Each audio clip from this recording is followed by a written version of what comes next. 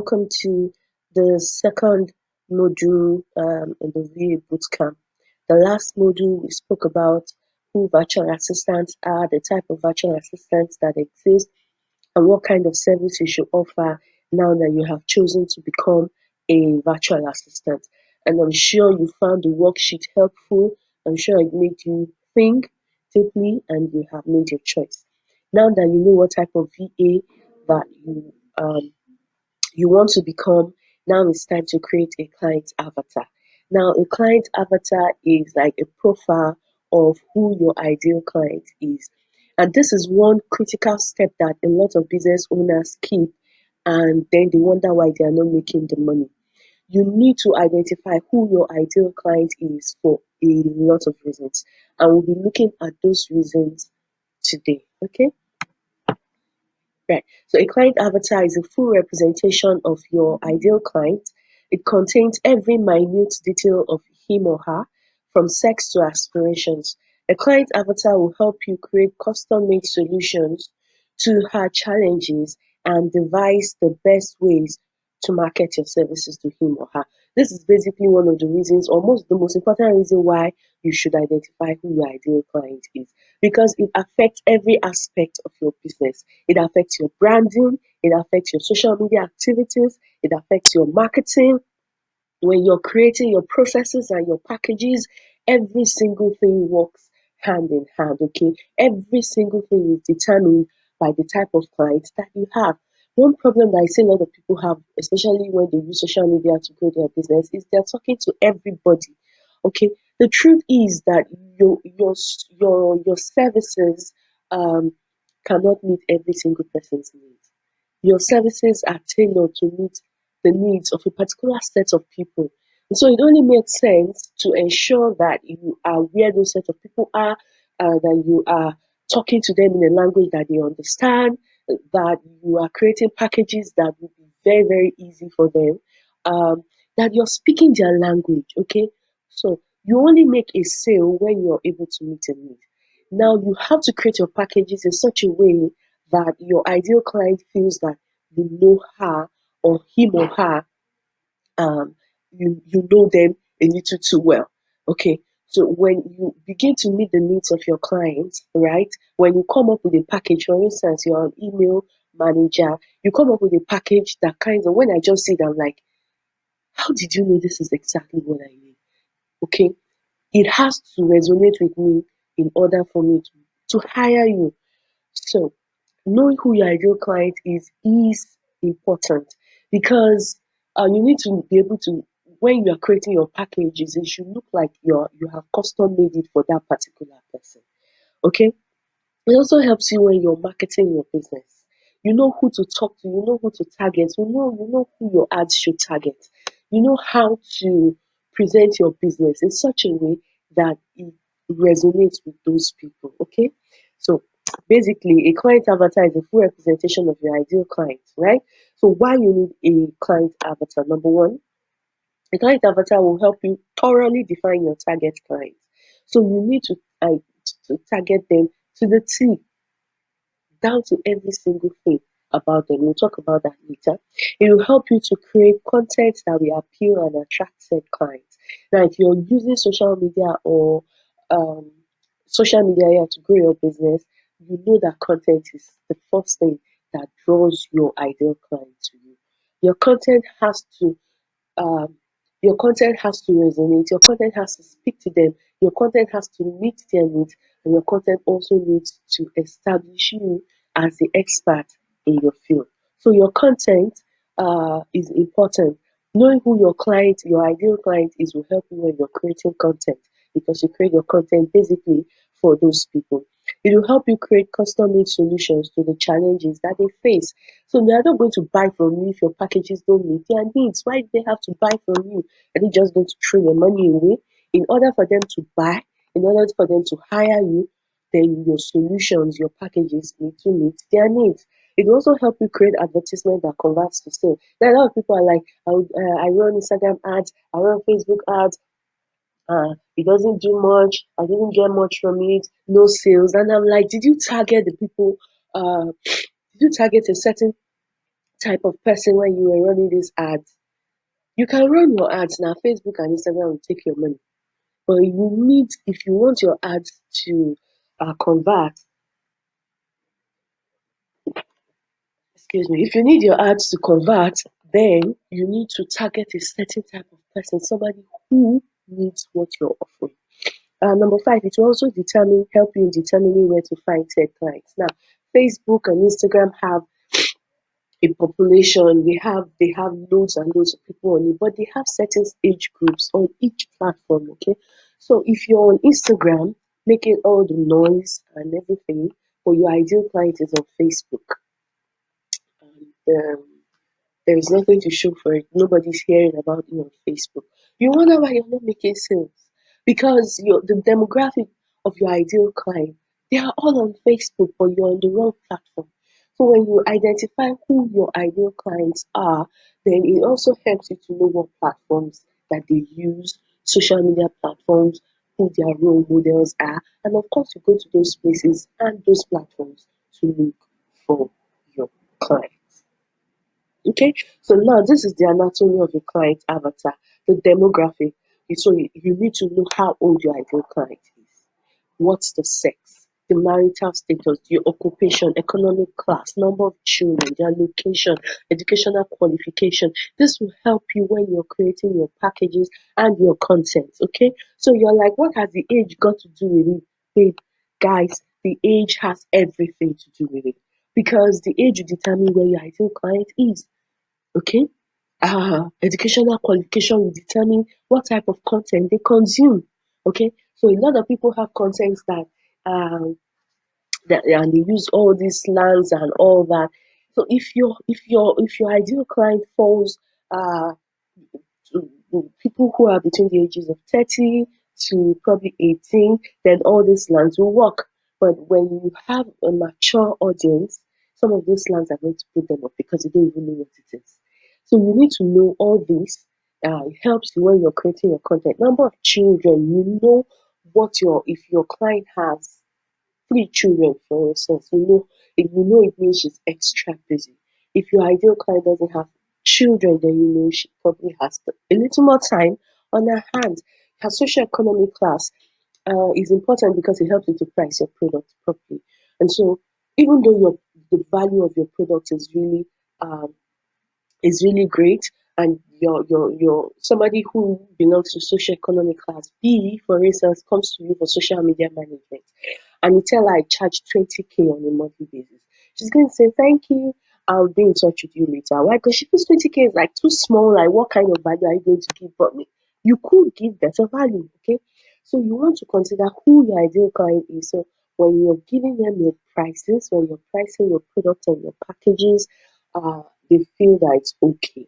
And then if your ideal client is socioeconomic class D and you tell them you charge 90,000 naira a month to manage social media pages, okay, she'll be like, what now? There are people who charge 10,000 naira a month to do this thing, okay? So it's about knowing who your ideal client is, and then you package your price, you create your packages and your products and your services to suit your ideal client's needs and their pockets, okay? Psychography. So, what are her aspirations?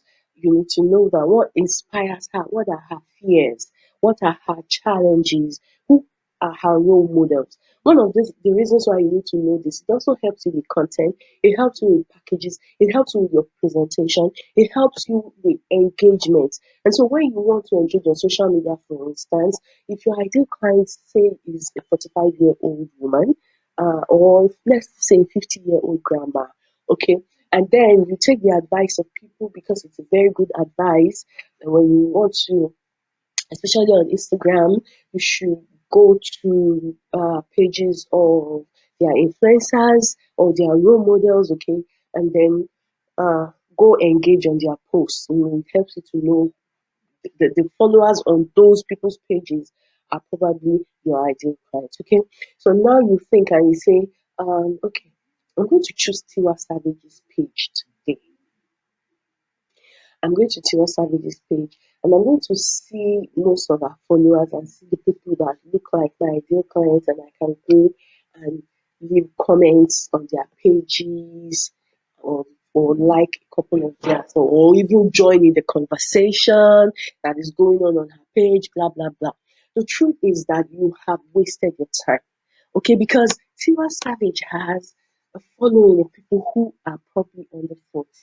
Now, I'm not saying all the people don't follow her that are over 40, but I mean a majority of the people who are on her page are millennials, okay? So you have just wasted your time. But if you were to say, I'll go to Joker Silver's page or Yinka Williams' page or somebody like, who else? Someone like, um,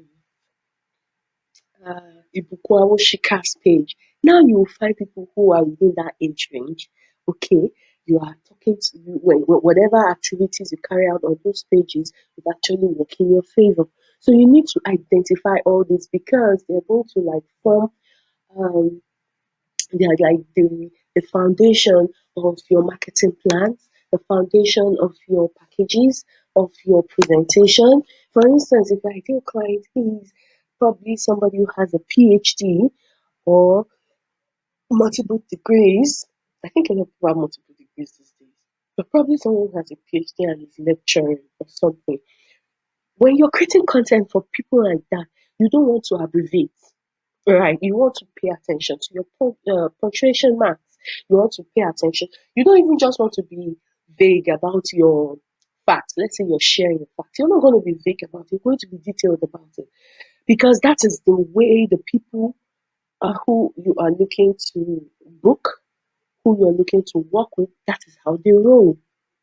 Okay, so it is very, very important that you know of that. Now, what are our challenges are important because I told you when you make a sale, in order to make a sale, you need to meet a need. And so when you're creating packages for your clients, for your business, your products and your services, right, you need to take the challenges of your ideal client into consideration, okay, and create the packages that will work for that person. So that when she comes in contact with you, she'll be like, ah, how did you know? You're so on point. Yes, that's exactly what I need. That's exactly what I need.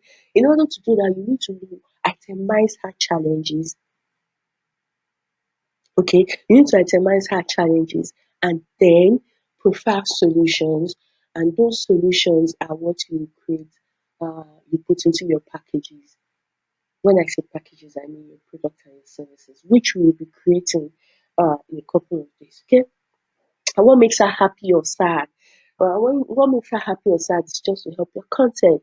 And so when she's scrolling on Instagram or scrolling on Facebook or she's going through websites, she sees something that catches her attention. It's like, yes. And then she stops to read further. I'm sure you have stopped to read something on a page because it resonated with you. Now, the way to constantly resonate with your ideal client is to constantly put out content that appeals to them. And so sometimes you put up a post on Facebook or on Instagram and you get 35 likes and you get 25 likes and you get 50 likes. But I don't look at the likes. I go and check my insights and then I discover that 20 people saved the post. Now, when people save your post, what does it say? It says it resonates with them. They want to be able to come back, right? And look at it again. You want to be able to come back and read it again. Oh, I'm passing through. I don't have the time. I can let me just quickly save this when I have the time to go through it. Okay? So when things like that begin to happen, then you know that you're resonating with your ideal client. So your social habits, now is she tech savvy or is she tech impaired? In the course of this boot camp, we're going to be handling a lot of tech. Um, I usually advise that you have a video if you use for whatever software that you use for your clients. When you're booking new clients, you send those videos to them. Now, if your ideal client isn't tech savvy, but you want to use Trello, ClickUp, Slack, and all the other software, you're going to lose her because she's not tech savvy, like she doesn't have the time. She doesn't know what to do. No matter how much you teach her, she's like probably not interested and never going to know it. Okay, so you need to consider all these things when you're creating your client's avatar so that you are giving your client or your prospective client the best experience ever from the time they come in contact with you till the time you guys sign the contract. Okay. If she does she use social media? So if your client doesn't use your ideal client doesn't use social media, then obviously social media marketing isn't it for you. But if she does use social media, what platform are you going to find out on? Who does she follow on social media? Does she use social media for business or for pleasure? Okay, all these things you just need to itemize them. Now, some people always ask me every time we get to this point, people are like, how do I item? How do I know what she needs? And this is what I always tell them. The first thing you need to do is think about the client that you have worked with in the past, the one client that you enjoyed working with. Now, a lot of people are like, I don't need to target one particular kind of client. All I need is to make ends meet. Boom! I'm going to tell you this.